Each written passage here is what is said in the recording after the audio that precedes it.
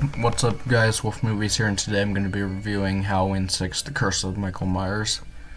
I heard that this one was even worse than the last one, which I didn't like the last one, by the way. So I'm going to be doing something different in these reviews from now on. I'm going to give my spoiler-free review at first, then I'm going to go through the plot and give my spoiler-filled review.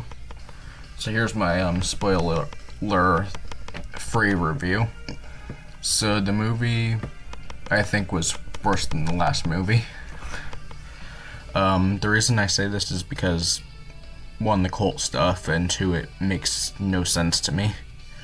However, if you are interested in the cult stuff or just want to see the end of this timeline for the Halloween series, give it a watch. But be warned, there are a lot of flashing lights in this one. Now on to my spoiler-filled review, where I talk about the plot. The movie begins with a woman giving birth. This woman is apparently Jamie from the last two movies, but she's grown up now. I wonder how much time has passed between this movie and the last one. After the baby is born, the man in black who broke Michael out of jail in the last movie does some sort of ritual on the baby and draws like some weird symbol on it.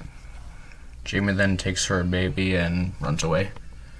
Jamie runs into a truck driver, but Michael kills the truck driver, but Jamie still manages to drive away from him. Michael then gets up to Jamie and kills her. We then see that there's a radio show where a man is predicts that Michael will come back to Haddonfield for one last time. Loomis hears this and he decides to go after him for one last time. We then see that the person who lives at the old Myers house is being harassed by neighborhood kids.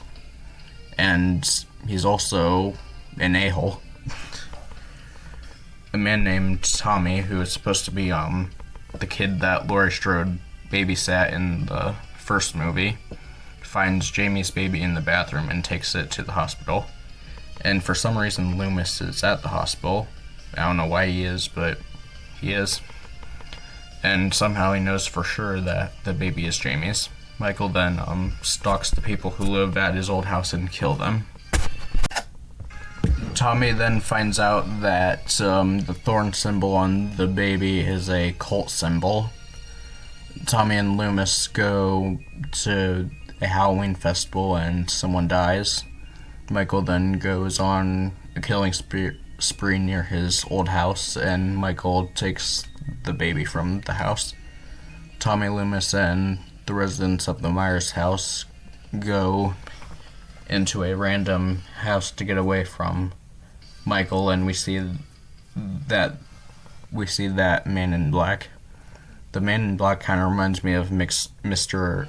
X from Resident Evil 2 for some reason. I don't know why, he just reminds me of that. Pretty much any man with a top hat and trench coat reminds me of him. The man reveals that he is a part of the Thorn cult and captures the group. One of them, whose name is Kara, then jumps out of the window, and the rest of them don't know what happened to her, apparently. Loomis gets caught by the cult, and Tommy finds Kara, and they get chased by Michael. While the cult is getting ready for some sort of weird ritual, Michael goes and kills them all. Michael then goes back to chasing Tommy and Kara. They then go to a lab, and Tommy injects something into Michael. It looks like acid to me, but I'm not sure. And then he beats Michael with a pipe. They then leave the hospital, and that's how the movie ends. Yeah, this movie is a confusing mess. If the plot sounded weird when I was explaining it, it's not my fault, it's the movie's fault for being so confusing. Also, if you're wondering why I don't like the cult stuff, it's because I really think that the series didn't really need that stuff in it. I think that stuff should be left in like the Conjuring series or something like that. Any other like series like that. Also, there are a lot of flashing lights in this movie, which those don't really bother me that much, but I think that they use them way too much in this one.